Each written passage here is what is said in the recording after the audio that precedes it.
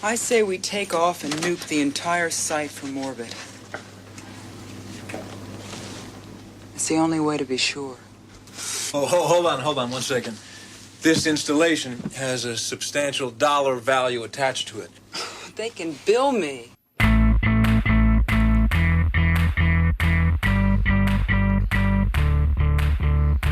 maybe you haven't been keeping up on current events, but we just got our asses kicked, pal.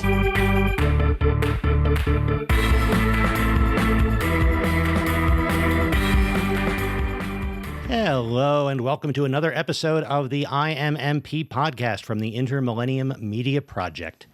My name is Matthew Porter. And I'm Ian Porter. I'm his dad, he's my son, and it's movie time once again. Ah, space movies. Yes. Yes. Back to the future as depicted in 1986. Which was a very interesting future, I must say. It was. And it's kind of thematic. Last episode, we talked about an encounter with a being from another world that helped teach people important lessons about life and humanity. And this time we're talking about encounters with beings from another world that taught important lessons. Absolutely. And it taught very important lessons, such as don't put all of your explosives on one person. It sounds like a good idea at the time and just leads to major property damage. Okay, that was not in Starman. That was in this one, right? It would fit in either one. Let's be honest. There's some stuff in there. But we're returning to a franchise we've talked about before, and we're returning with more of them. And how do we know there's more? It's pluralized this time. It's Aliens, the sequel to Alien. It's amazing how much that S does. And I don't know if this is true. It could be apocryphal, but I've heard this story. I think I heard it first on the Blank Check podcast, which if you like this podcast and you're not listening to Blank Check, listen to Blank Check. I mean, you probably are because they're super popular and deserve it. But they talked about the fact that James Cameron's initial pitch for this movie was to walk into the room and write Alien on the board and then add the S and then draw a line to turn the S into a dollar sign. Oh, that's pretty good. It's a good pitch to a movie studio. Well, yeah. And for a movie with an $18 million budget, it did like 131 million box office. Yeah. Even in 1986, that was not a huge budget. Not a huge budget, but my goodness, they do a lot with it. Although at the same time, there's some evidence of that budget at times. Yes. I think all of this budget is on the screen, as they say. They made a lot of use out of that. But yeah, there are some shots where, this might have been cleaner if they had a little more money. Mm-hmm, but it is interesting to note the difference in just style of movie in Aliens. Oh, absolutely. It was fun getting a chance to talk about Alien a couple of months ago after having seen it on a big screen for the 45th anniversary re-release. But that was very much a 70s movie. That was science fiction from that gritty 70s realism kind of lens. Yes. And this, it's clearly related in style, but it is so much more an 80s movie. It is so much more a polished, highly produced action movie. A lot of people seem to like Aliens more than Alien, but they are almost incomparable films at times. Aliens swaps out a lot of the setting for different types of world building, I find. Right. And those can be attractive and everything else, but it's a different set of circumstances. Even if it takes place in sometimes similar locations.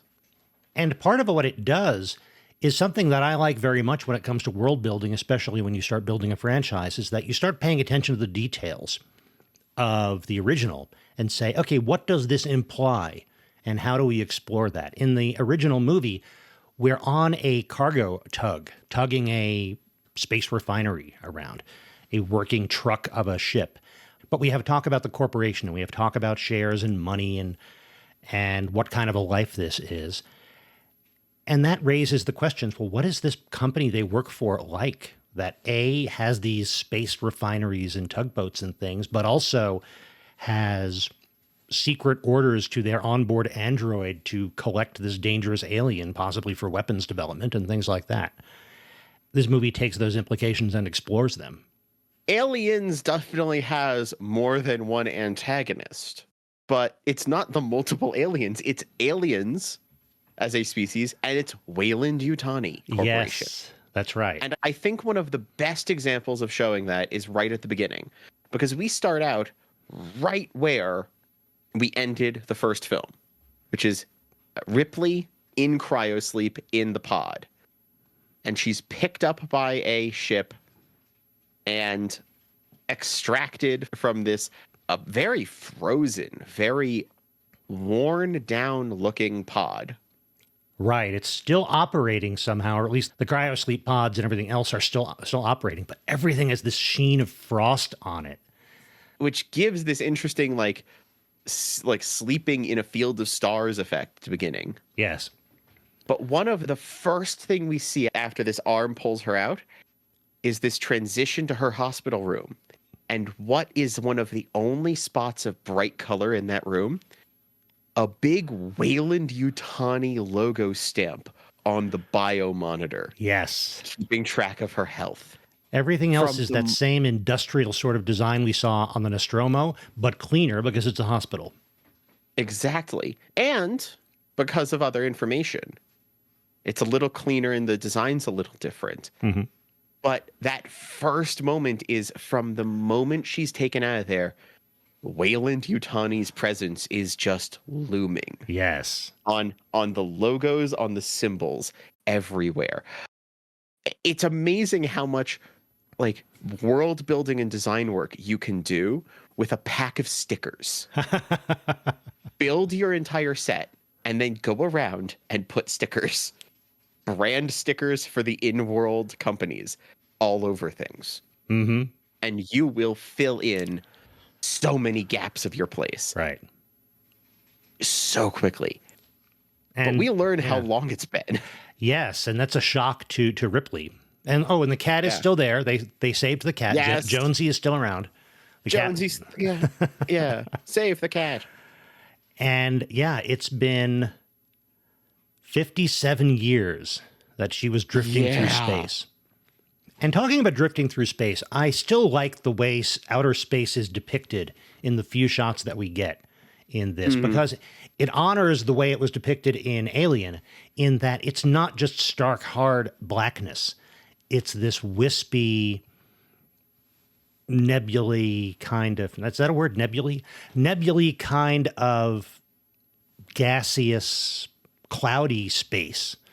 It's empty, but it still implies this emptiness has things in it. Looks kind of like a French comic book. I love it. And I also will say, just in the way space is interacted with, the Alien franchise is a fine example of space as the ocean. Yes.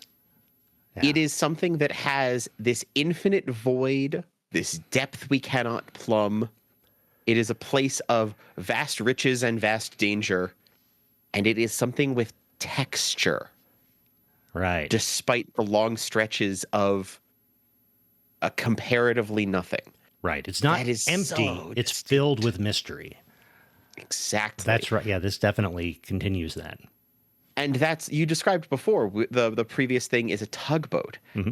And that's where we definitely, I feel like in this, we wind up with a port town in terms of this grand office and hospital structure, this giant Weyland-Yutani building in space, which is some sort of depot and hub for all their things. Yeah, she never gets to Earth in this entire story. Never does. And that's an interesting talk about what is implied.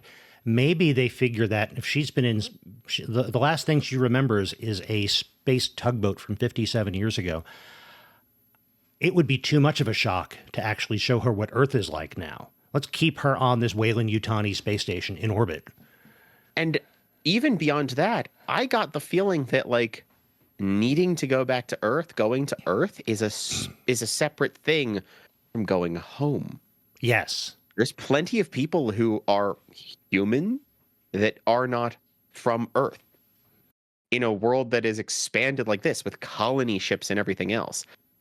Earth is just another place to some extent. It's not it's maybe a seat of power, but it's not a collective home.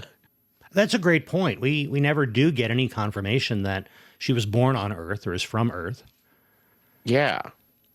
But one of the things that I was very fascinated by is it's been almost 60 years in the story, and she's talking to these big wigs of the Weyland-Yutani Corporation. The corporation is still there and still going strong. Yes. And something I don't think we ever get in the alien world, at least not in these two movies. I don't think we ever get any acknowledgement or identification or reference to any kind of a nation state.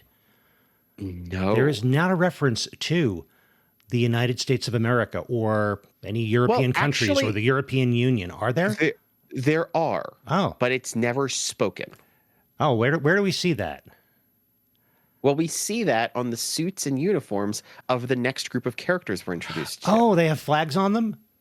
Yes, because after being kind of brushed aside in a very, very particular way by the Weyland-Yutani execs, who are more happy to just get her story to be ignored and for her to be regulated to nothingness, she's still proving to be excellent at her job, which says something when it's been 60 years and all of the mechanisms and machinery you used are still okay to go with. You've not had to learn anything in 60 years on how to operate any of this machinery. There's something very properly corporate about that. Why replace this if it's working? But they hear of a problem out at I was a little confused by this. It was a group of like claims investigators who found the alien ship again, reported it in, but it was then realized to be near a colony, I think. Oh, say that again? I was trying to figure out how it like all lined up, but they pretty much hear about an instance with another set of aliens attacking. Well, first of all, the interrogation that Ripley has to go through is over the fact that she's the only survivor of an event that cost millions of dollars in the form of the Nostromo and its cargo, and everybody else is dead. And she just has this story about these aliens that they found on a planet, and they think she's delusional or she's covering something up. But she's insisting this is super dangerous. You need to send somebody to investigate. And eventually, they tell her, we don't have to.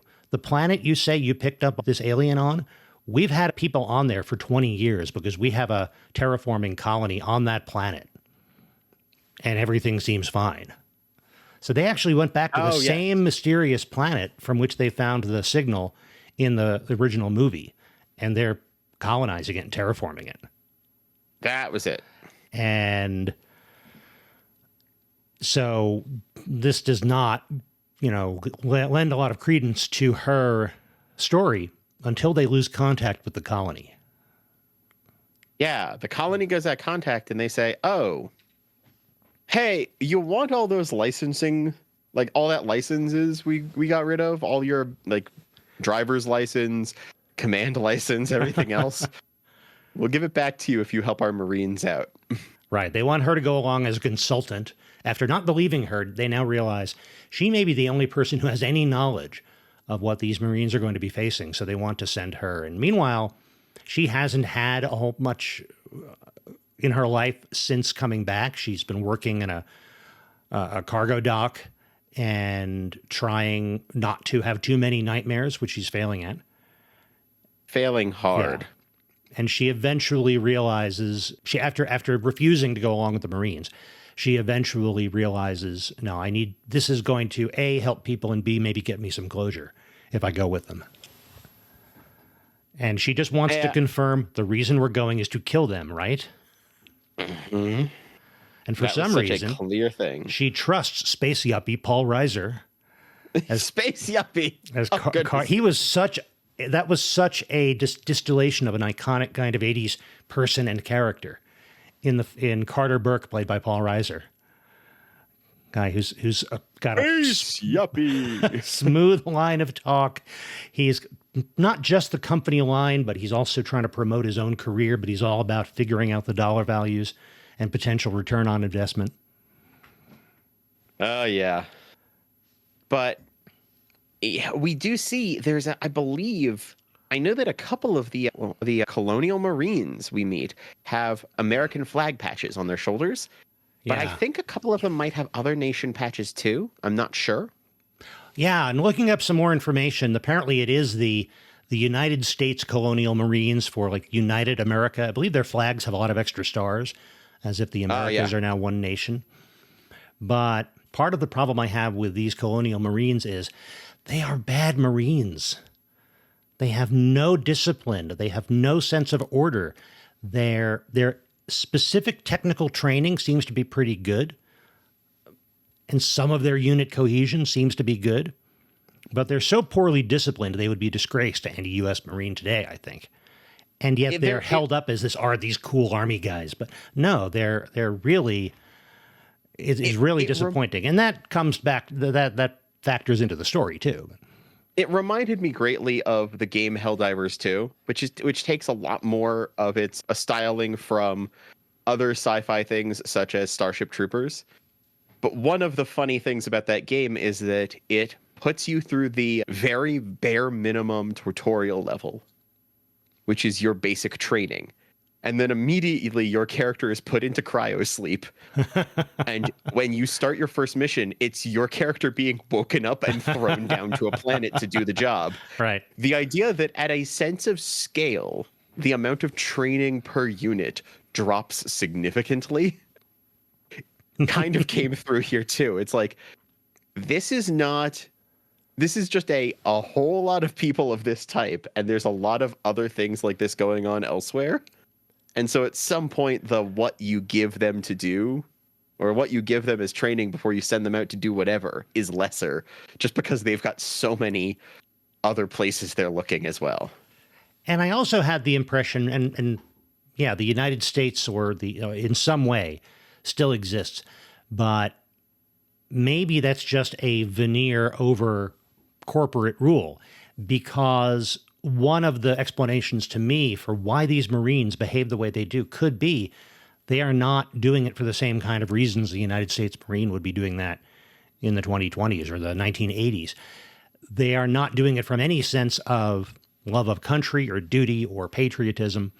It's a job for the corporation, which they're not super happy with, but they'll do it. It's a job where they get to blow things up. And so it attracts a certain kind of person. But we've got their lieutenant, who does seem to have some military discipline to him. We've got Sergeant Apone, one of my favorite characters, who just seems to love the life of the Corps. Mm-hmm. And then there are all these Marines with horrible discipline. There's this implication that being given the colonial Marines here is not being given the good people. If you were given Weyland-Yutani security forces, that might be saying you're getting someone bigger. Maybe, but maybe there's Weyland that kind of like, yeah, like there's that weird like implied hierarchical aspect, because fixing this is always talked about in what it's doing for the company, even by the Marines. Yes.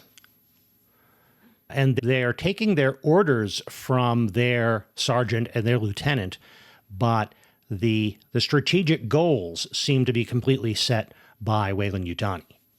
Mm-hmm. And I almost get the impression that, yeah, if this were more important, we might send a detachment of our security forces, but those are expensive.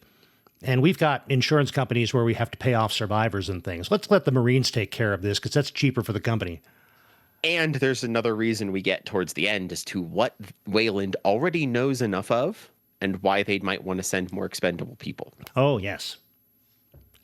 So this is where Aliens proves something about its design. I talked a lot about the cinematography and and we talked a lot about the set design in the original movie, Alien.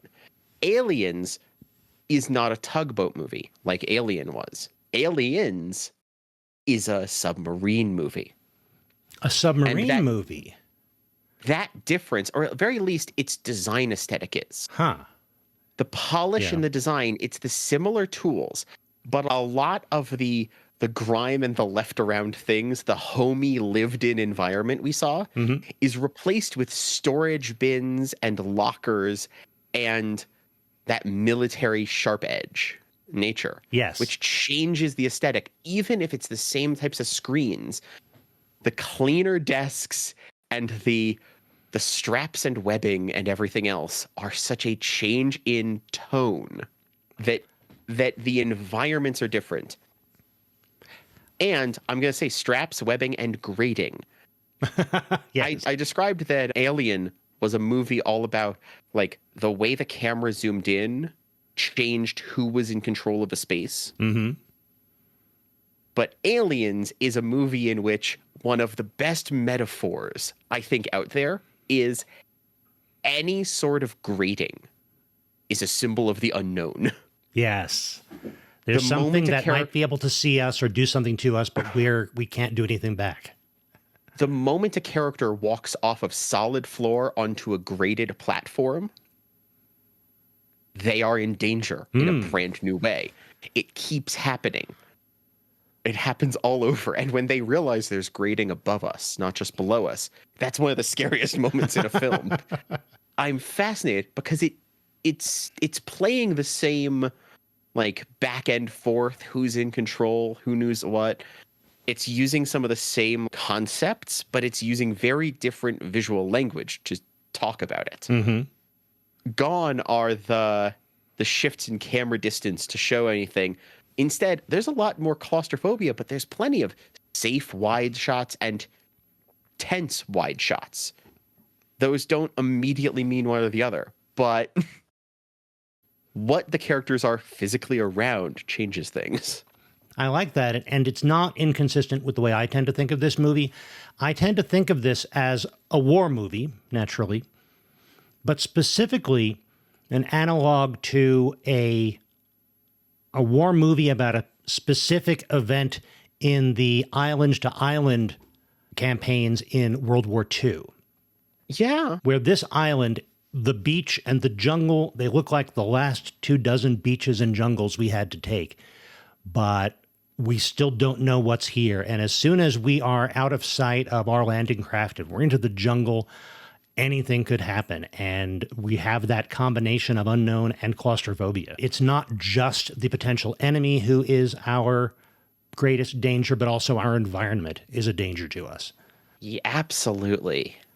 And I like that point about the grating. You're right. But yeah, we're being sent down with these colonial marines to go investigate what happens to the colony. Because there were hundreds of colonists on this planet operating their town and operating the terraforming units. And now there's not a peep from them. Yeah. And things don't look great when they get there. No. This movie does love using the fact that it assumes you know what the nature and everything of an alien is. It like you're expected to be there with Ripley in terms of knowledge. Right. We're kind of riding along with Ripley because we know what she knows. And we learn new things as she learns new things. I almost wish I could have seen this movie without having seen Alien first, though, because the idea of not knowing their blood is acid, not knowing that, like, what the different creatures looked like in their stages of evolution. True. Now, we do get her telling the corporate folks about a lot of those details early on, but still not having seen them, it would be a shock. But they ramp up the tension walking around and seeing, bullet holes, acid burns. Yes. All these little signs, goop in corners where things had obviously happened. And you almost get the impression that Carter Burke and some of the others who paid attention to Ripley's briefings, they didn't entirely believe her, but now they're starting to see the evidence of these. where they see an acid burn in the grating in the floor. Wow, that's scary and impressive. And then they look up and realize, oh, this came from several stories above and kept burning through. One of the interesting things that this lets us do is another visual aspect that Aliens loves is showing us screens or showing us people looking at screens. Right. Because all of the Marines have body cams. Yes. Not on their bodies. They've got these little like antenna arms off to the side that have a camera on them. But everyone's got a heart monitor and a camera. And it means we get to watch people back at the base watching what the Marines are looking at through the cameras. And this came out in 86, and it was one of the inspirations, I believe, for, but my goodness, I saw things of the original Doom and some of those first-person games in just the way this depicted that over-the-shoulder camera with the gun in the bottom corner from the person holding it as they look around and witness environmental storytelling of the horror. Yes, this owes a lot to military science fiction that came before, like the novel Starship Troopers, things like that. But it also influenced military science fiction for decades later. Yes. And yeah, we still have that remove where a lot of critical things, we are seeing it through a fuzzy CRT as another character sees it, which makes it seem bigger, scarier, and harder to know because we're not there. And to the extent that we are there with the Marine unit who go into the facility, things don't go well. And it's hard to keep track of things even if you're in the middle of them. And it pulls an excellent magic trick in that sense because it's the idea of we watch Ripley watch someone through a screen.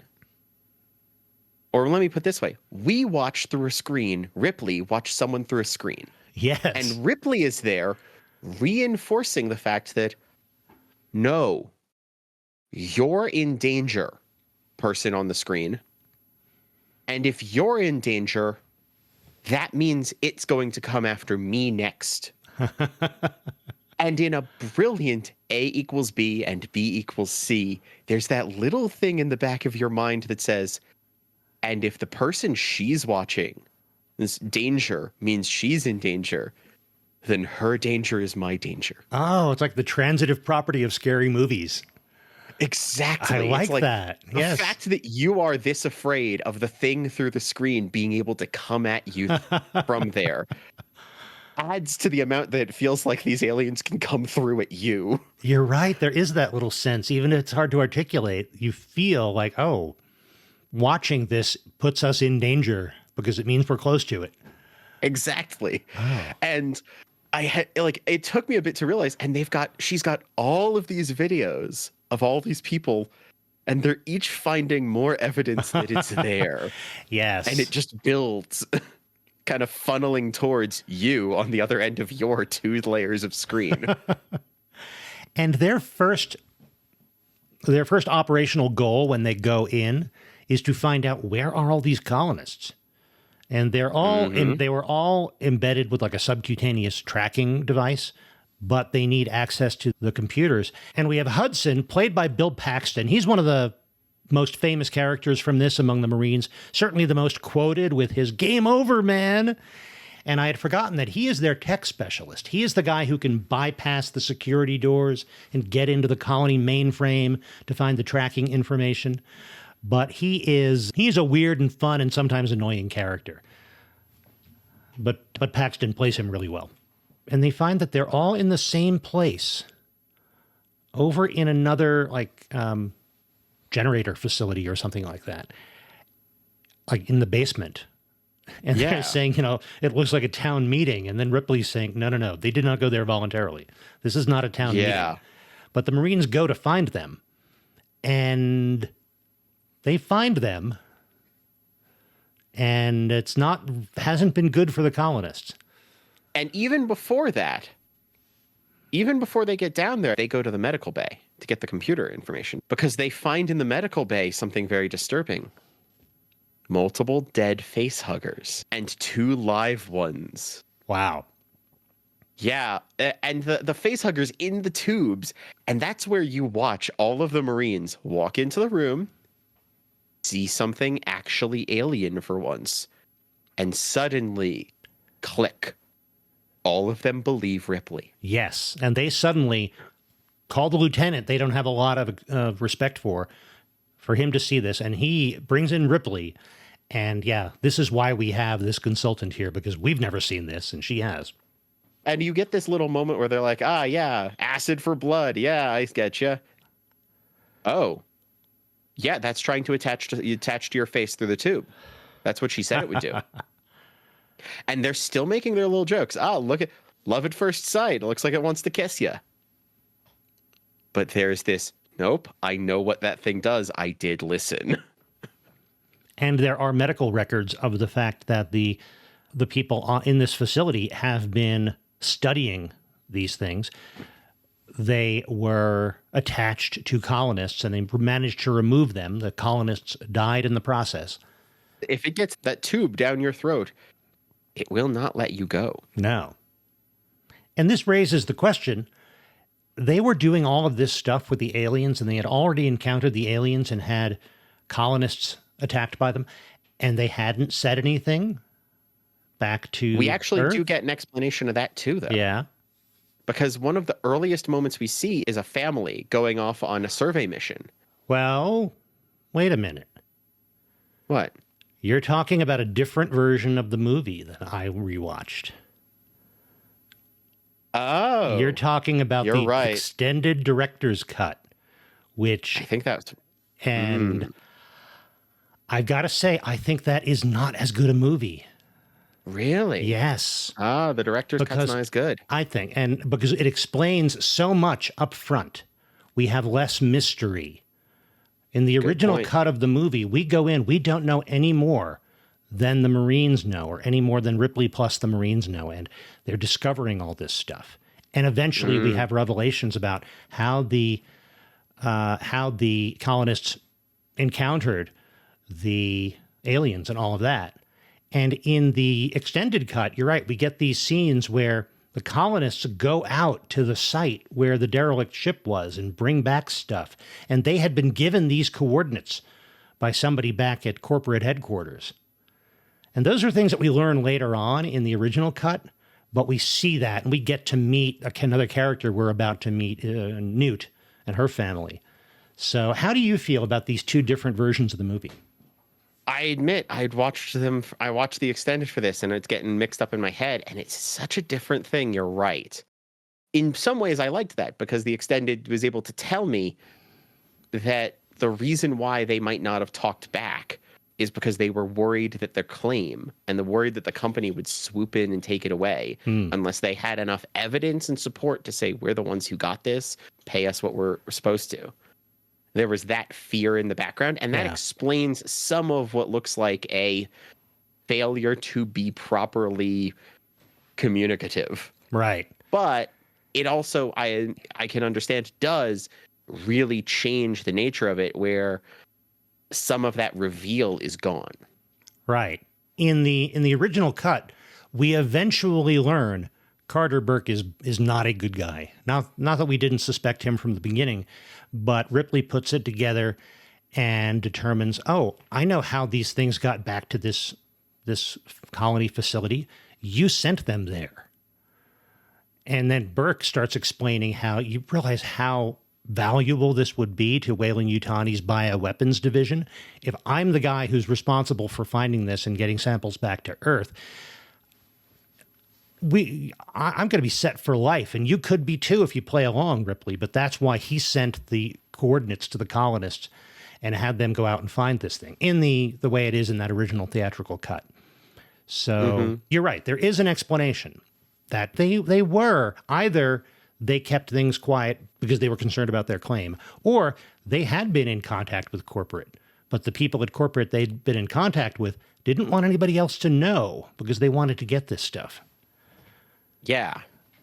Either way, the colonists were doing all this research already. But that meant that there was a lot of these active. And 2 live ones implies a lot of dead ones. Yes. And dead ones mean they did what they needed to. And you're right. That's when they were in the medical center. They're able to tap into the tracking system and find where all of these colonists' tracking devices are. And that's part of why when all of them are like, oh, it's a town meeting, we're okay. And when Ripley says, that's not a town meeting. Right. All of the Marines who now believe her because they've seen one of these face huggers. They haven't even seen a full xenomorph, which I believe we did get the name of them in this movie. And the way they're using xenomorph in the briefings and things, I don't know if they're specifically referring to this alien or if that's the official corporate or technical term for any alien life form, which is kind of what it means, an alien form.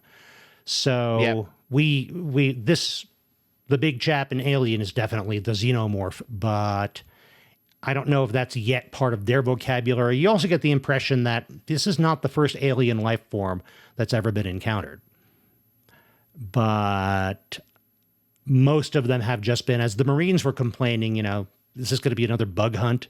Like we go in as exterminators. That's not what we're trained for. We don't. That's a boring mission. And as soon as they hear xenomorph, they say, oh, it's another bug hunt. So I get the impression that there are some colony worlds where, there was indigenous life that was kind of considered vermin that needed to be exterminated before we put people on there. Yeah, and that's one of those other like world-building wild things. It's like, oh, this isn't the only alien thing we've met, but this alien is different. The first one to be this big a threat as opposed to an annoyance is the impression I got. But now the Marines are paying attention because they realize that if all of this so far is confirming what Ripley told us, I'm going to have to assume the rest of what she told us is true, and that's scary. Mm-hmm. And so they go in prepared and scared when they go down into the basement. And excellent set design again. We walk from the floors of the rest of the colony, which have been destroyed and broken and such, but they were on nice, solid rooms and such before, down the graded staircases. And as they descend basement level to basement level, the walls start changing because underneath has been transformed into something that looks a lot more like the alien ship.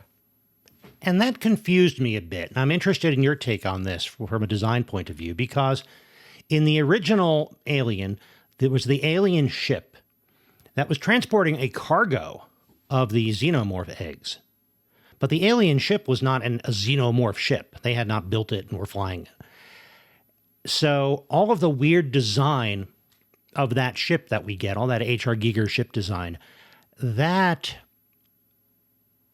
always assumed, okay, that is the design vocabulary of whatever species built this ship and decided to fly around with a cargo of eggs, and whose pilot met the chest burster, because we find his remains in the first movie. And yet now we've got something where it's the xenomorphs who are changing things, and we get a similar design in the hallways. Now, is that because what we were seeing in the original ship was actually the ship as it had been changed by some xenomorphs that hatched? That's what I think it kind of retroactively did it, where the idea is a little bit like the xenomorphs are parasitic in that sense. And this is something I will say, whatever you want to say about the later things in the Aliens franchise, it's one thing I think they've actually grown consistent of, which is that the xenomorphs are powerful because they take the form of whatever they're dealing with to some extent. Right. They take what they're facing and they perfect it. They wouldn't necessarily be bipedal if they hadn't been hatched inside a human. Exactly. So it's like, first step, take over whatever's there, kill them off, and make more of ourselves. Yeah. Step 2, take whatever they've got technology-wise and modify it to us. Step 3, go someplace else and repeat. It's very viral in that sense. Yeah. Infect, modify, and then distribute. And that, it kind of implies that if left alone, eventually the entire colony would just be resin-coated and alienified. And it would be there ready for the next thing. And possibly all the little ships and pods and such, any vehicles would be alienified and flown off in other directions to crash, to arrive, to expand, to whatever. So this infection kind of working up from the bottom, I think does work, and actually adds an extra layer of oddity to the alien ship, because it's an alien ship for sure, but did it crash because the aliens did it? Did it crash because the things that made the ship crashed it? Is this the remnants not of the aliens themselves, but of the last poor fools to find and get infected?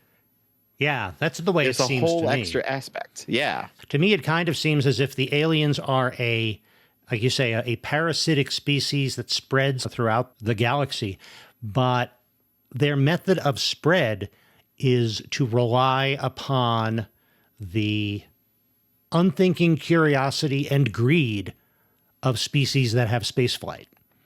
They are built around being stowaways. Eventually, they encounter some species with spaceflight, and that species because there is something powerful about the xenomorphs and their eggs, they're going to fly some of them somewhere, thinking they can use them and control them. And that's what the xenomorphs rely upon to spread. It worked with the giant who had piloted the derelict ship in the first movie. It's working with Weyland-Yutani and their spacecraft in the other movies. It's like they rely upon the flaws of other intelligent species to help them spread. Mm-hmm.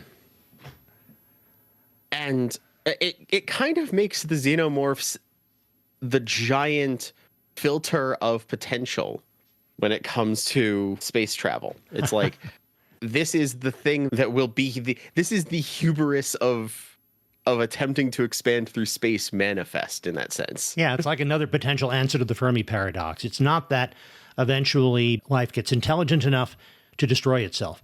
It gets intelligent enough to find space travel, to achieve space travel. And once it achieves space travel, it encounters the xenomorphs.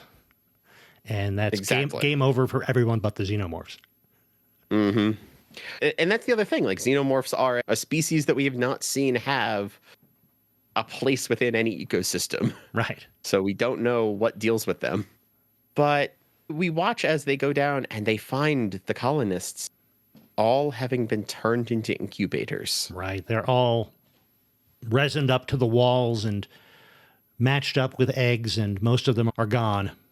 And the creepiest thing is a pile of dead face huggers, I will say. That's one of the simplest and creepiest pieces of, like, environmental prop design. Right. Just do the math. Every one of these equates to a big guy. Mm-hmm. And we do get a kind of necessary gross out scene where there's a colonist who's still alive, and they encounter them just as the chest burster is about to come out. Reasonably enough, the response is not firearms. It's not things with splatter, because these things have acid for blood. It's flamethrowers. And there's also the fact that they're in the basement of an enormous power generation system, and they are concerned that any firearms are going to breach the cooling system and turn this into a giant nuclear bomb. It's actually Ripley who points that out. And Carter Burke back in the APC watching the screens. And then Carter says, yeah, she's right. So the lieutenant issues the order for the sergeant to collect everybody's magazines, and no firearms, just flames, no grenades, no firearms. And this does not please the Marines. No, but that's why they're set to use flamethrowers when they encounter this thing. Although it did give me a wonderful flashback to one of my favorite lines from a movie from 4 years earlier, which was the line from John Carpenter's The Thing of Mac wants the flamethrower. Mac wants the what? It's like, yeah, you know what? That absolutely fits. The Thing, aliens, similar enough. Yes. Flamethrowers. Flamethrowers the answer to creepy things from space. We're building a little flowchart here. Why is that reminding me of the line from Buffy the Vampire Slayer? Buffy wanting to arm herself with a wooden stake, and somebody pointing out, but this guy's a human. You'd be surprised how many things are killed by wooden stakes. Yes. They've done a good job. I will say Aliens is also a film that is absolutely chock full of Chekhov's gun. This is Yes. not just Chekhov's gun. This is Chekhov's armory. It's almost distracting. It's like every time you see something, almost okay, let's put that on the bingo card because we're going to see it later. Yeah. Who here likes playing Sierra adventure games? Raise his hand. Who here knows what it's like to realize you've collected 7 items that don't make sense, but there is one room at the end of this game Yes. where you will somehow use all of them? That's Aliens. I appreciate it, but it is distracting. Yeah. It does not make sense that you found a roll of tape and you found it there, but trust me, you will need a roll of tape later. Exactly. So in some ways, you wind up with this, cameras, check. Flamethrowers, check. Ripley, despite being 60 years out of date, is able to pilot a modern-day loader vehicle. Check. Well, they do explain that. That was her day job after she got through her interrogation at the station. Oh, yes, but she also just kind of pilots better than their other pilots at this because she's good at controls. Yeah, she did kind of- impress the sergeant. She rolls a natural 20 on skill check and proves that this is what she put her points into. And that's one of the reasons I love Apone. When they're getting ready for this mission, they're loading up their armored personnel carrier, and she says, well, I need something to do. I can drive that loader for you. Once he sees what she can do, he is delighted. Oh, He yeah. says, this is awesome. Yeah, you can put that in Bay 12, please. Thank you very much. Just that smile we get from Sergeant Apone. There's a little bit of why didn't I have her on my team earlier? Yeah, I could use a dozen Marines like her. Yeah, it's like she's faced stuff I can't imagine, and she's good at it, and she's keeping a level head. I can go for that. Yep. But yeah, they see the infant alien burst out, and they're like, nope, fire. And they burn it all, but that doesn't go well because there's a lot of aliens Yes. crawling across the ceiling. Excellent use of what I assume to be an upside-down camera shot, I will say. I guess so. There are some of those shots where we've got the aliens swarming along ceilings or through tunnels and things. I find them distracting because they lose that physicality that the aliens have. The aliens seem to be like more puppets. They're barely skittering along the surface. They have no sense of being connected to what they're moving against. You're right. I think they may use upside down shots for that to make it easier to show them crawling on the ceilings. But some of the practical effects they used for that, I think, are lacking.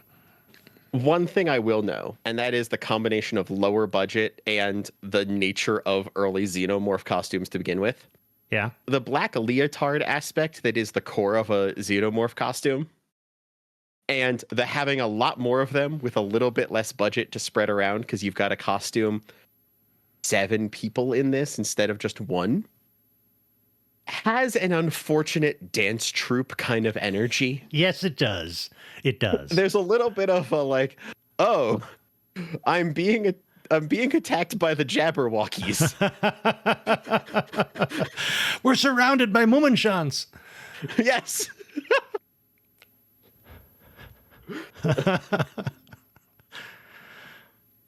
But they do a good job of being creepy and doing a good job of still showing the like curled up in the walls, spring from the shadows and the curves of the environment kind of ambush hunter element that is the xenomorphs.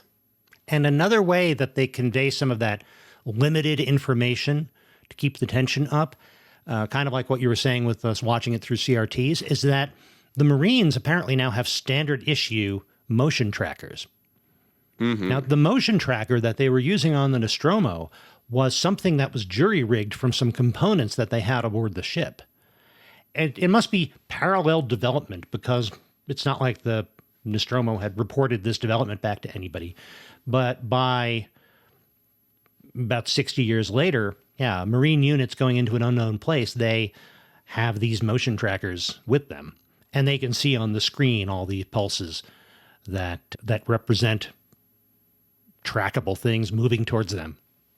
There's also a little bit of that's a Weyland-Yutani tracker. Yes. There's a little bit of that, sticker branding always in the background. The colony is a Weyland-Yutani colony. Everything is here. The containers, I think, have a Weyland-Yutani logo on them, if I remember correctly. Mm-hmm. There's a little bit of you have a device that's oddly good at finding these specific things and being prepared for these specific things. That's true. And it was the sinister android Ash who developed that or provided that aboard the Nostromo. Maybe, A, he knew about this technology from something that Weyland-Yutani had developed. Maybe he was sending some information back to the company during the first movie that we didn't learn about. Or it's like, oh, why is this now standard issue? Yeah. Well, they developed it for a reason, and it's just been 60 years. The military tech filtered down to, ironically, in this case, the military, because there's a military above military. Yeah. But it filters down. You know, our cell phones are built off of things that years ago were military grade tech, and years before that were experimental grade tech. It's always this downward pipeline to some extent in a military industrial complex. If this is now standard issue there might have been something that they were making it for earlier. Oh, yes. And there's a fine chance it was these things. Yeah. Is kind of where I got that. It's like, nice outfitting. And if they've had more colonies where the Marines had to go in for a bug hunt early on, yeah, this would be useful for finding other smaller annoying critters. Just like Jonesy got in its way on the Nostromo. And that's one thing. They do save the cat early and then leave the cat behind. Yeah. Let's save the cat by not having it involved in this story. Exactly. It's like, keep the cat out of this. Is that a theme? Is that a subset of being the hero archetype? But those trackers are huge for this entire story. And during this encounter in the place to which the aliens had harvested most of the colonists, that's where we lose most of the Marine unit, because it is a over bloodbath. 50%, right? Absolutely. So we lose Sergeant Apone. We lose a lot of the Marines. We keep Vasquez, who's one of their heavy gunners. We keep Hudson. We keep Hicks, played by Michael Biehn, who's a James Cameron go-to. He was in The Terminator, and he's later in The Abyss. And is that all? And we keep the lieutenant, although he is knocked unconscious during the dramatic rescue of the survivors from this encounter. Yes. And we keep Bishop, the synthetic person played by Lance Henriksen. Because apparently it's standard operating procedure to have a synthetic always on board now. Right. And this does not please Ripley because of her very, very bad experiences with Ash, the synthetic aboard Nostromo. And this very soft-spoken Bishop is saying, well, I'm terribly sorry for that experience. And naturally, it's possible for that older unit to have malfunctioned, but it could never happen to me. And he quotes what are essentially Asimov's laws of robotics about how he couldn't harm a human or allow a human to come to harm. Mm-hmm. And it's interesting to see that little bit of change where, like, on the Nostromo, the fact that one of their people was not actually human was a surprise. Yes. But all the Marines just know he's not. Mm-hmm. That change in 60 years of making that just known and normal. And he's kind of their science officer. So he is looking through the medical records from the colony, and he's doing some analysis of what they have found. And he's able to do that because essentially they wind up being holed up in the little command center area that includes the medical bay, trying to just stay alive and seal themselves off and keep the aliens out so that in somewhere between 17 to 48 hours, they might get, or excuse me, days, sometime, 17 to 20 days, they are going to finally get some rescue. But they've got to set up turret guns in the meantime. They have to prepare, figure out what they've got in terms of rations and such. There's a lot of we're just going to hunker down and keep this there. And a lot of it is posturing. It's a lot of seal doors off, put guns here. We don't have enough ammo. But if we can scare them off once, they might not know that. Right. And if we can slow them down by welding doors shut and all that.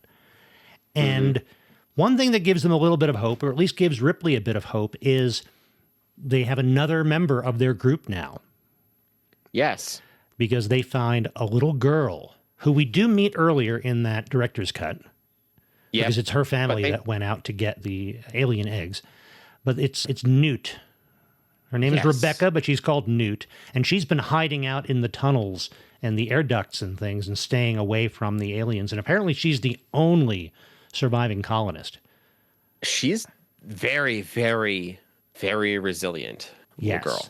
Of course, she's super traumatized and frightened and wants nothing to do with these soldiers and even Ripley. But eventually Ripley brings her to safety and builds some kind of rapport with her. Which is important because, and I'm not sure how much they emphasized this extra in the director's cut, but Ripley had a daughter. Yeah, I don't even think they mentioned that at all in the other cut. Yeah, in the director's cut, it really changes stuff because there's this big through line of Ripley having had a daughter and the daughter having died in the 60 years. So the idea of that lost family, and she can take care of Newt and maybe make up for the time she was not there and everything it took from her. But even without that, honestly, Newt is just kind of I don't want to call her an audience surrogate because Newt is scared, but she's also the only person, possibly more than Ripley, who knows what's going on.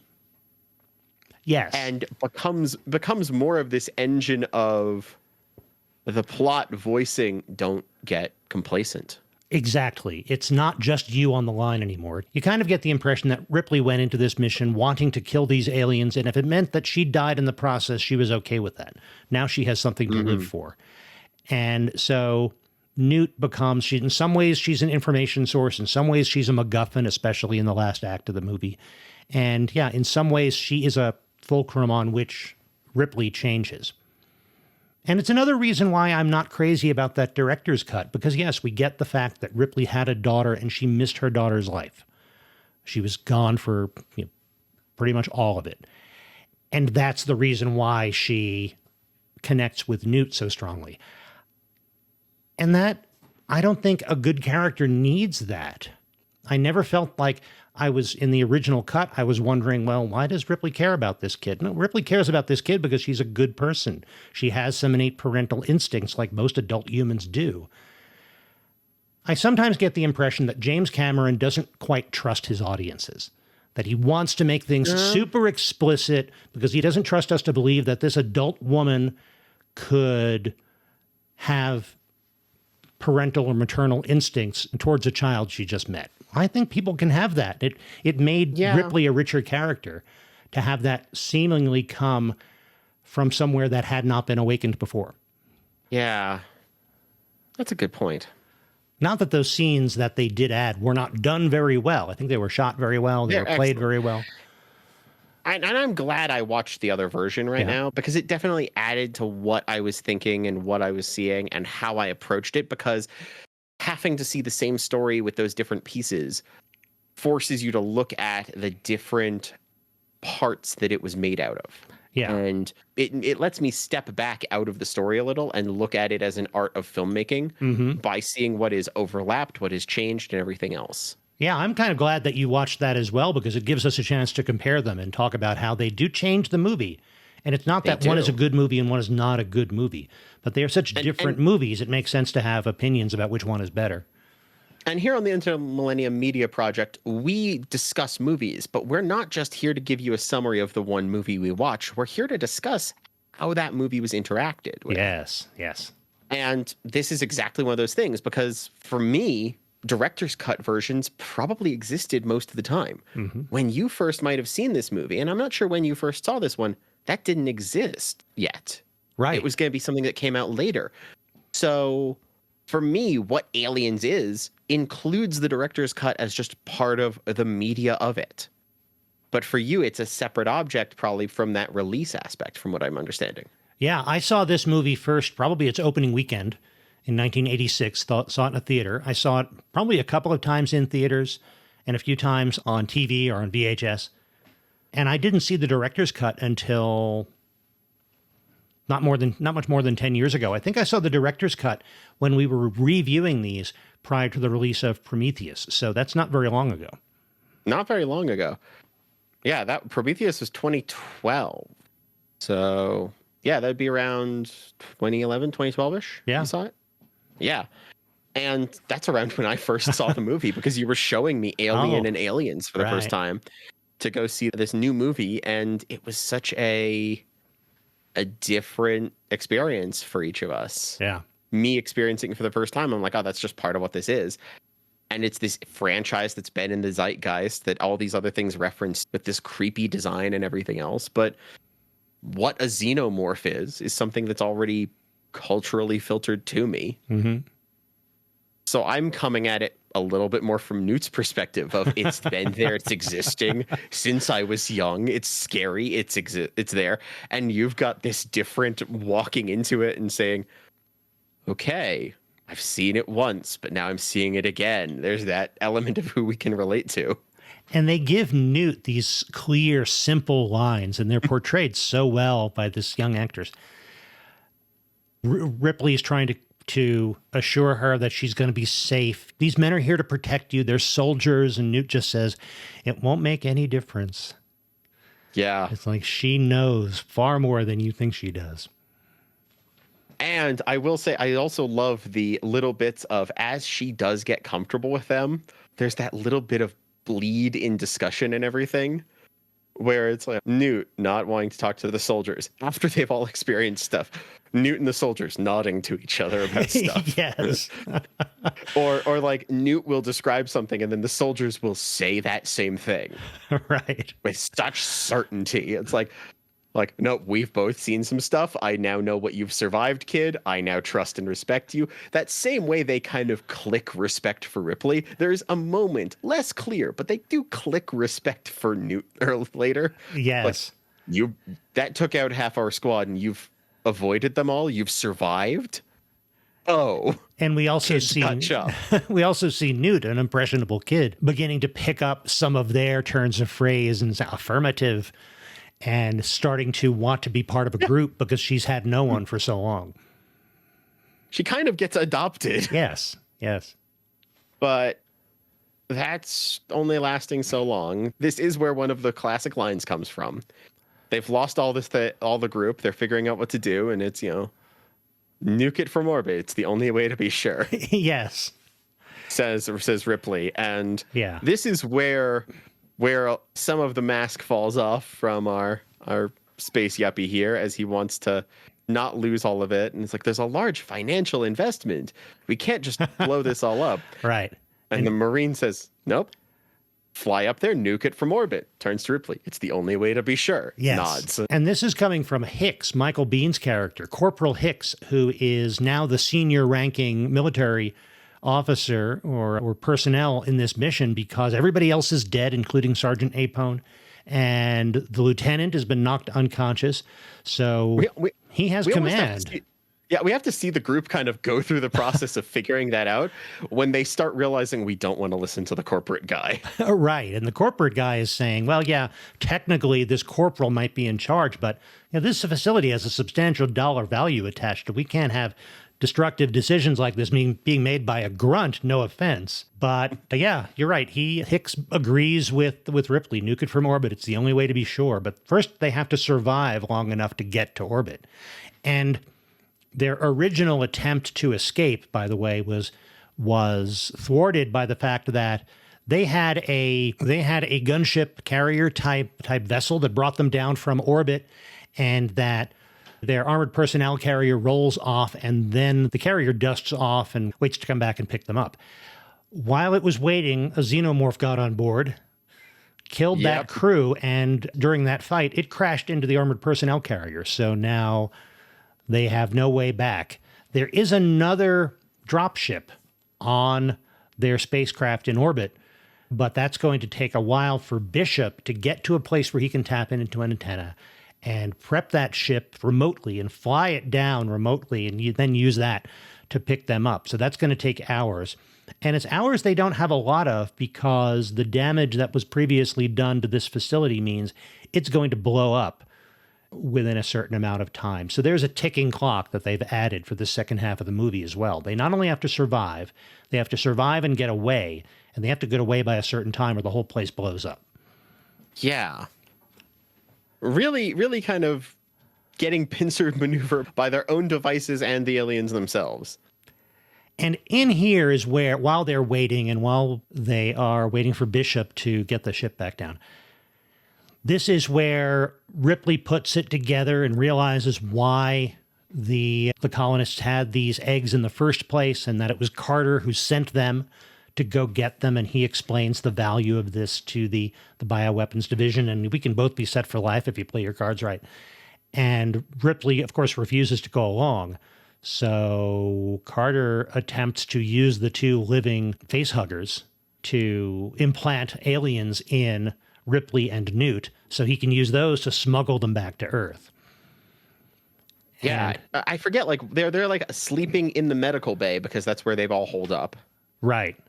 And you know, Ripley and Newt wake up to find the door to the medical bay they're in locked and the two containers cracked. And the weapon that Ripley had brought in with her gone. So it obviously was not a mistake. Somebody actually set them up this way. Mm-hmm. And that scene is so creepy, fighting it off in the medical bay, because we get to see facehuggers. Usually we've seen them just go and just hook on immediately. This is when we actually see them skittering around on the floor. Yes.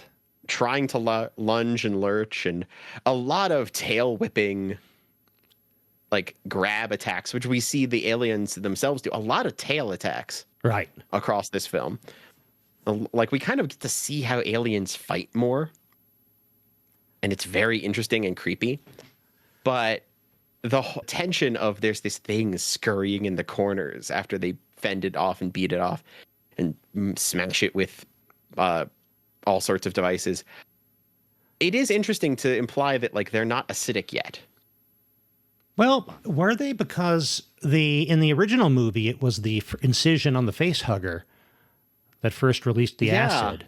And yeah, I think in general, they're a little fast and loose with when the acid appears and how bad it is in this movie. Yeah, because this is like, oh, we can't get the thing, we can't get out. They trigger an alarm and they get the Marines to rush in to help deal with it. Yes. And the Marines look at what's happening and realize her weapon's outside now. The door is suddenly locked and those are open. Damn it, I know what's happening. Yeah, they absolutely believe her when she says it's Burke, and they're trying to figure out they catch on so fast what to do with, to, and about Burke when they realize they are being swarmed by aliens coming through the ceiling and the floor, and then it becomes a chase. They have to run away, and not everybody survives that. They've shotgunned the face huggers. They've left Burke for dead? No, he is part of the chase as they all try to run away. Yes. And he actually gets ahead of some of them and tries to seal doors behind him, but the aliens get him. That scene got a cheer in the theaters. Oh, good. When I first saw this, when we get this scene where Burke, who has just locked Ripley and Newt and everybody else behind the door he thinks is going to keep him safe, and he turns around and there's an alien there. Yeah, everybody in the theater thought the Space Yuppie had gotten what he deserved. Good. Huzzah. Just yay. But not many people survive that. No. The lieutenant, who is now awake, does not survive that. Neither does Vasquez. But it's also around this time that they've been trying to figure out how to deal with the aliens as a whole. And they start making estimates like, well, there's a bunch of eggs. Something had to lay eggs. Right. Are these things like bees or ants? Yep. They have a queen. That's another reason why they figure we've got to get out of here and then nuke the place. Or let the place nuke itself. Yeah. But the death of Vasquez and the lieutenant, I thought, is especially good because Vasquez is none of the Marines had a lot of respect for this lieutenant who didn't have a lot of combat experience. And Vasquez especially did not like this lieutenant. But as they're running away and Vasquez is injured and runs out of ammo, the lieutenant comes back to get her. And while he's trying to bring her to safety, they get surrounded. So they set a grenade, and while they're both clutching this grenade, knowing this is the end for them, but at least they're going to take out some of the aliens who are chasing their friends, they die together. They finally have that respect. Yes. That moment of respect is so powerful. Yep. And we wind up with all of them running down their hallways, almost getting out of the place. And they did a good job. Once again, like, that's one of those setups. All the hallways and all the structures we've seen. it's a movie that kind of plays its adventure backwards. They work their way down to where the aliens are, then they work their way back and back out. Yes. And some of this sort of rhymes with the final scenes in Alien, as Ripley's running through Nostromo, trying to get to the shuttle, trying to get back to Jonesy and to save Jonesy, etc. But at the end of all of this conflict, Vasquez is gone. Hudson is gone. He also dies in this conflict. The lieutenant is gone. Carter is gone. All that's left are Hicks, who is severely wounded by acid blood, and Bishop, who is out elsewhere piloting the ship remotely, and Ripley and Newt. Yeah. And Newt disappears. She falls down through an air shaft and is picked up by an alien. Yes. Which picks her up. Yes, and brings her to someplace where they've been gathering people to harvest them. And one thing, they're able to track her because Hicks, earlier on, Hicks, and we've seen a little chemistry between Hicks and Ripley early in the movie. Hicks gives Ripley his little wristband tracker, which all the Marines have apparently, to let them be tracked. And then, shortly after that, Ripley gives it to Newt to reassure her I'll always be able to come and find you. Doesn't she have an installed tracker, though? She should. Yeah.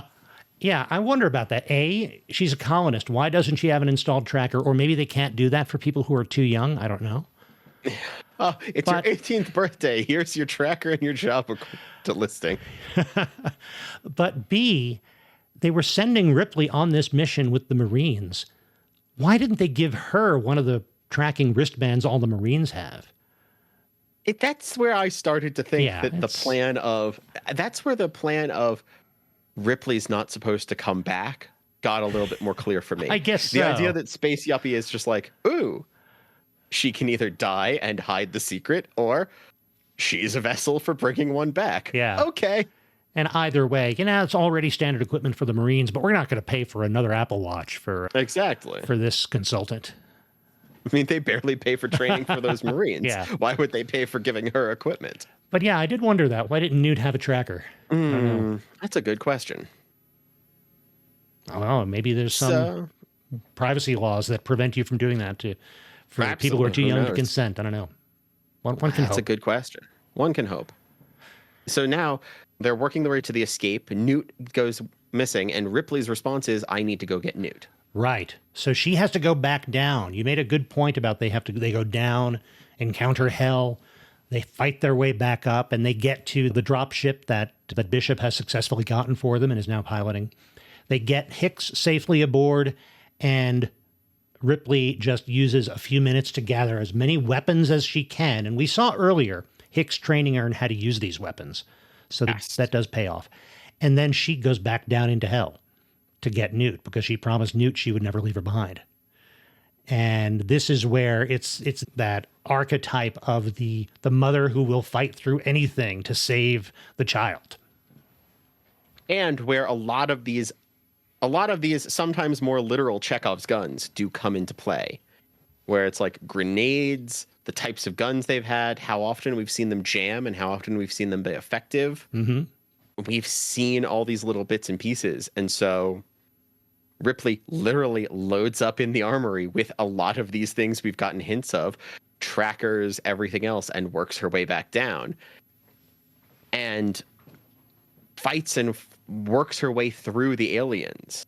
And this is one of those, not just a piece of catharsis for this movie, but it is also for the original movie, where these things that were unkillable are now being shoved back. Human force is pushing back on them. Mm-hmm. In some ways, it makes them look less threatening. They're a little less squishier. It's that concept of, I think I'll call it the inverse law of ninjas. Like, one ninja is a terrifying threat. A dozen ninjas is a thing your main character can fight off to prove they are powerful. It's like, the more aliens, the less powerful each alien is. I like that. That's a good point. Otherwise, why would the movie need so many? Exactly. It's like, you can fight off this many in that sense. She's making a point, but it's still threatening. It's still dangerous. And it does make sense in that the first movie, it was one of these creatures against a bunch of tugboat workers. They are Yeah. not armed and prepared to do any of this. And in the second one, it's force against force. It is a bunch of aliens against a squad of Marines whose job is to kill things and blow things up. Exactly. That just changes the entire dynamic, but she makes her way there. And they finally do encounter the queen. Alien queen surrounded by eggs. And I don't know what I think of the design of the queen. Me neither. I mean, I can see where it's an extension of the original Giger designs of the alien, but it doesn't always make a lot of sense in terms of evolutionary biology, for lack of better terms. Mm-hmm. And Giger was not involved with aliens. So this was not his evolution of the design. And I can kind of see that.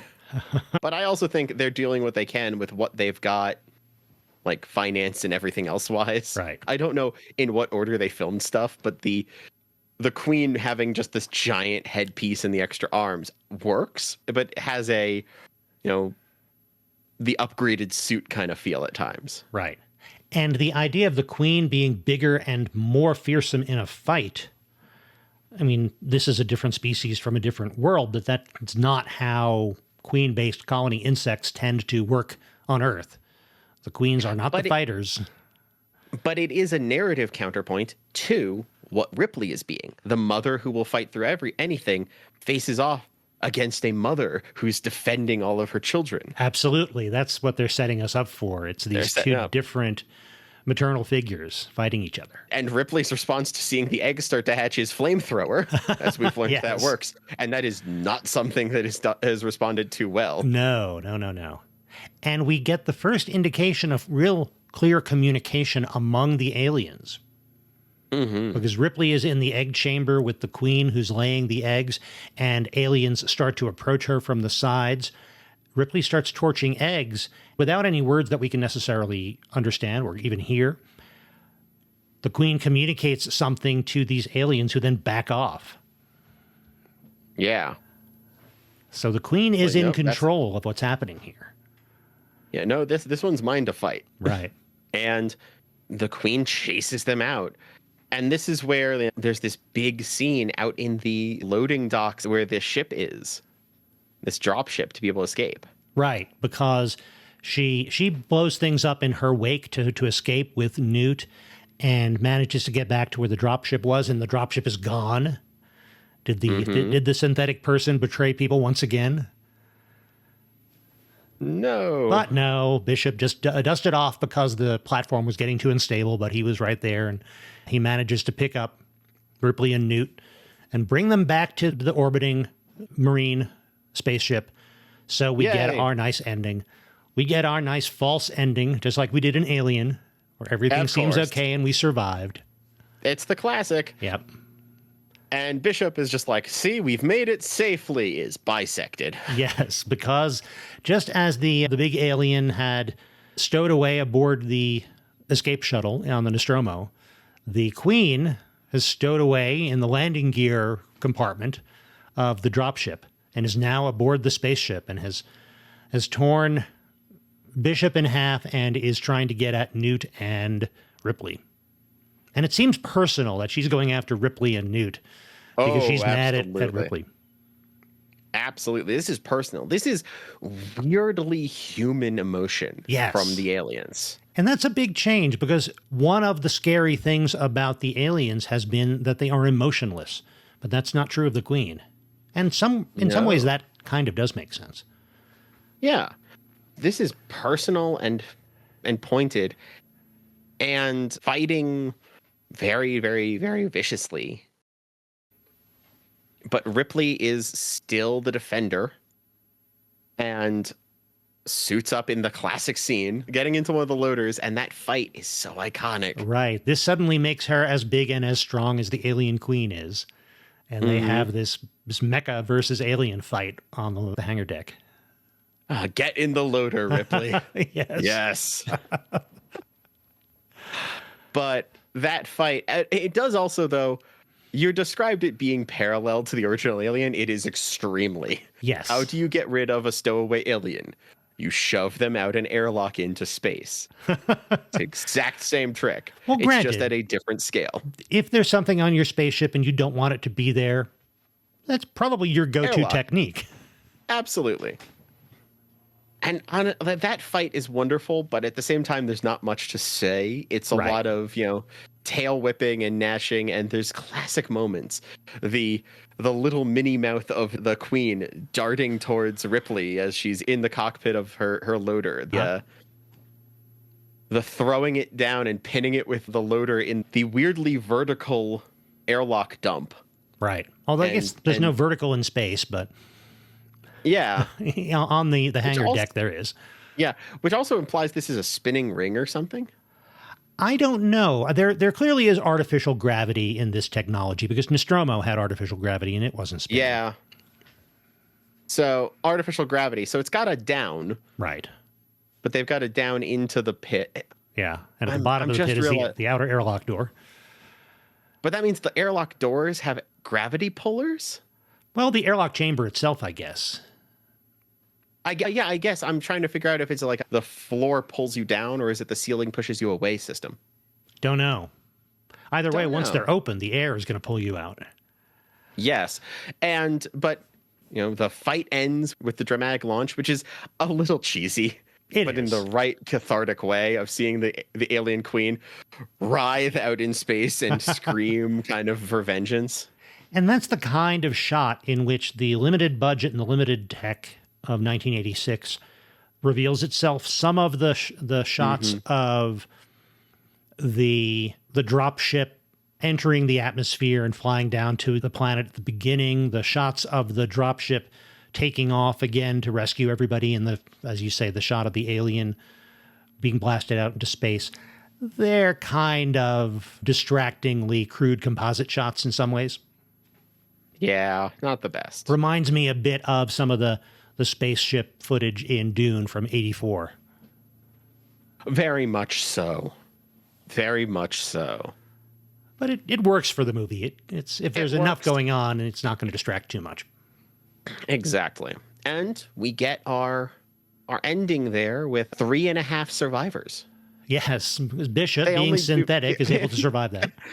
They've only got half of Bishop. They save the Bish or the Hop, but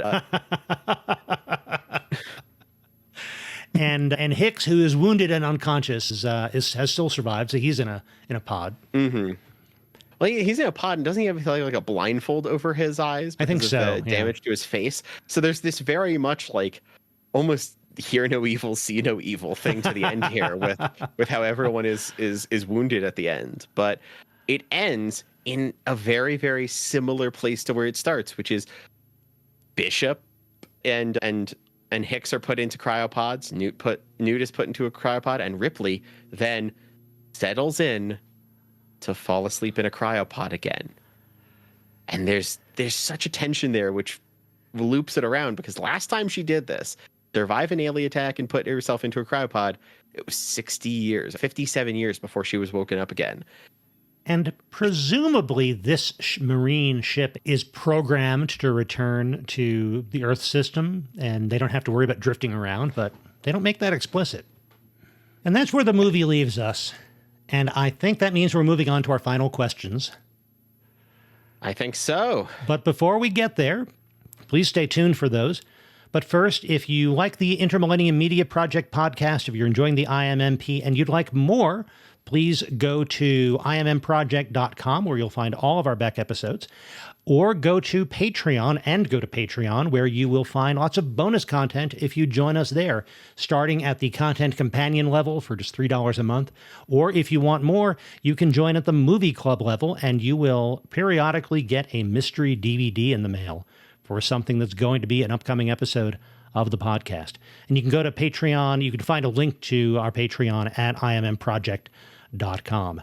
And also on IMMproject.com, you'll find a link to our store if you like t-shirts and coffee mugs and other fun things like that. A contact page where you can reach us by email or by actual honest-to-goodness U.S. mail. Oh, my goodness. But the best way to support the show is just to let your friends know about it, share the information, go wherever you get your podcast and give us 5 stars and just help people discover it. And Ian, where can people find you? I can be found at itemcrafting.com or at itemcrafting live on Twitch. Come see me play, Mist and Ribbon, point and click adventure games. I might even try playing some of Alien Isolation coming up. Having done this recently, I thought I'd re-download that game and see what it was like to play an alien story in first person. That sounds cool. I look forward to seeing that. And you can find me at bymatthewporter.com. That's where you'll find links to whatever it is I'm doing.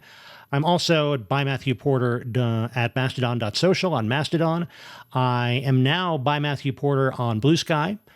And you'll also find at bymatthewporter.com a link to the Draft House Diaries on YouTube, where I review all of my far too many visits to Alamo Draft House cinemas. Haha. And now it is time for our final questions. And it's a movie. It is. Screen or no screen? And I've got an interesting response, which is screen the original cut. Oh, I agree. Yeah, I watched the directors again to remind myself, but I'd seen the original before. Partially because you'd insisted to see the original. But when I was able to get copies of this later, a lot of the new versions are like both versions on the disc, kind of. If you get like the Alien Collection, you get both versions on the same disc. You get a couple of different options. They're packaged together. I wish I'd watched the original again, because you're right. The directors adds things and changes stuff so much. And I love having those extra features, those extra elements, but they shift the story so much. And the original is amazing. It is a major success. It is the inspiration for so many other things I love. I'm a huge fan, as anyone who's listened to the podcast knows, of things like the Mothership RPG, which is a love letter to this film so much. It says something that when that game released one of its entire how to play booklets, the thing was called Another Bug Hunt, which is just sending you through pretty much what it implies the previous missions for the Marines were. It's a love letter to that, and so many other things are inspired by. There's references to how the Aliens franchise has done its things in everything from, of course, Doom to Five Nights at Freddy's and horror things overall. Take inspiration, I'd say, from the way these movies did their things. And the original cut is better. Watch the original cut. Even if you're not as much of a horror fan, I think it's worth it because it's just important to cinema in that sense. Yeah, I agree. I would say screen. And if you have to choose, I would say definitely choose the original cut. I think it's a better movie. It's a more engaging movie. And, if you're curious after that, go ahead and watch the director's cut, but I don't think it is as good. And you're right about the influence this had. I talked about how this owes things to prior military science fiction, like the novel Starship Troopers. And some of the influence this had later, I think that the movie version of Starship Troopers, the often misunderstood movie Starship Troopers, owes a lot to Aliens in terms of the way it depicted on screen future sci-fi military. And as you say, it's not just science fiction, military science fiction that's influenced by this. I think it's a lot of kinds of horror movies have been influenced by Aliens. So absolutely screen it and choose the original cut. And by the way, I rewatched it on Max, and the version on Max is the original cut. Okay, that's good. So our next question is an interesting one. Revive, reboot, or rest in peace? Well, as always, we've got to discuss the other things. This came out in 86 and has since then been followed with Alien 3 in 92. Oh, hey. Alien Resurrection in 97. And then two of what was supposed to be a prequel trilogy, which was Prometheus, the only one to not have Alien in its name, and Alien Covenant in 2017. So 2012 and 2017. And then they've got Alien Romulus coming out now, which is actually a midquel between the original Alien and Aliens. Oh, it is. It takes place less than 57 years after Alien? Yes. Huh. So this is the movie that takes place in between, right in the space that we're talking about. And that right there tells me they've played around with this. They've had further stories of Ripley. They've had what had happened before in all sorts of different ways, and they're still exploring that. So when we're talking about aliens, it has to really start from aliens as the setup and going from there. And I think there's only one path to go. Yeah. And this is where I have to mention some other things. The Alien franchise is not just movies. No, it's not. There's a lot of other stuff. There's, of course, spin-offs like Alien versus Predator.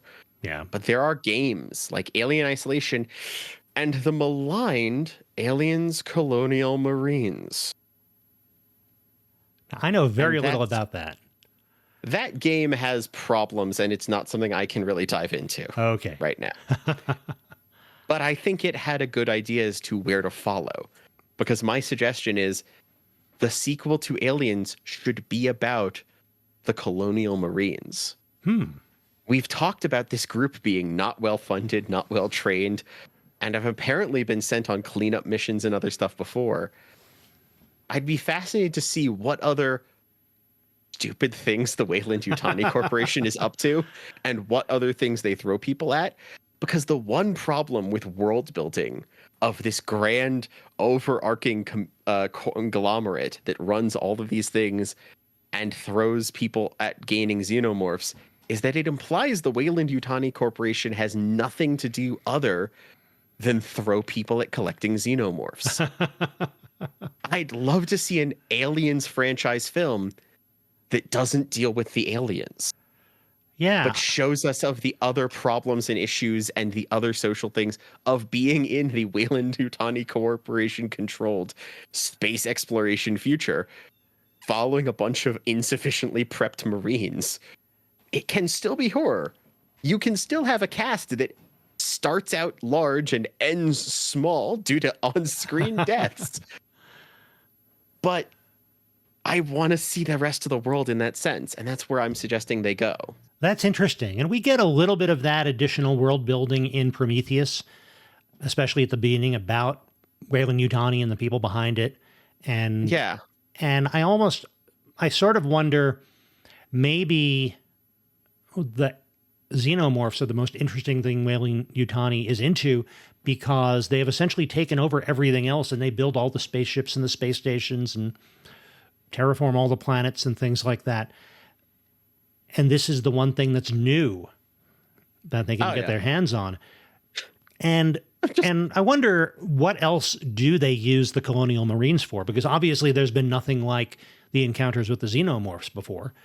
And maybe it's just bug hunts and putting down colonial rebellions, and there's not much else. But I don't know.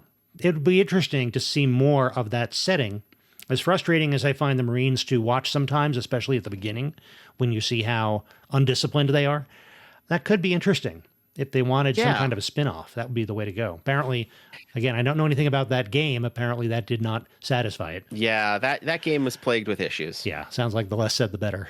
So, yeah, I am revival curious about this movie. I think there's more that you can do in the Alien/Weyland-Yutani setting. I am interested to see what they do with Alien Romulus. I was really interested when I saw the interview between Fede Alvarez, the director of Romulus, and Ridley Scott, who directed the two other prequels, as well as the original. And Fede Alvarez, good horror movie director, mainly a horror movie director, and yet when I see the trailers, so many of the shots seem to be just rehashes of things that came in previous Alien movies. Now, maybe that's because that's what the people who edited the trailer decided to do, and what the studio wanted from the trailer is make sure people know it's more of the same because they liked what came before. And maybe there's more innovation in the movie itself. The trailer the trailer has tempered my expectations a little bit, but I'm still very interested to see what Alvarez does with this. And I will say this will be an interesting thing to see, a movie that's going back to the first two kind of films style, but possibly with some of the later films, grander political machinations of the Weyland-Yutani Corporation storylines. Right. There's been a lot of... Every movie has to leave its mark, and what each movie has layered on has expanded their world. So it's interesting to see going back to the well of how it all started. Yeah. possibly with this extra knowledge from the fan base as it does. The one thing we have done a lot when we've talked about remakes and reboots and such is differing perspectives and changing the perspective so that the new version of a film is not the exact same as the old version, because they both can have their benefits. This might be that. We've not seen it when we're recording this. That movie has not come out yet. So there's possibilities. And by the time you hear this, it will have. So it'd be feel free to send us messages and talk with us about what you thought and how you feel Aliens and the new movies have done. And, I think we're going to have to go and see Romulus. I think we will. So it's going to be something new to watch. Yeah, heads up on Patreon. You can expect some comments about that. But in the meantime, I think that's going to be all for this episode of the Inter-Millennium Media Project. And coming up, of course, it's October. Oh, the Halloween season. So we've got fun things planned for that. But what do we have coming down the pipeline? Is my thumb pricking a little bit? Might be. Aha. But thank you very much for joining us, and we hope you will join us in a couple of weeks for more tales of media from the 20th century. And in the meantime, go find something new to watch.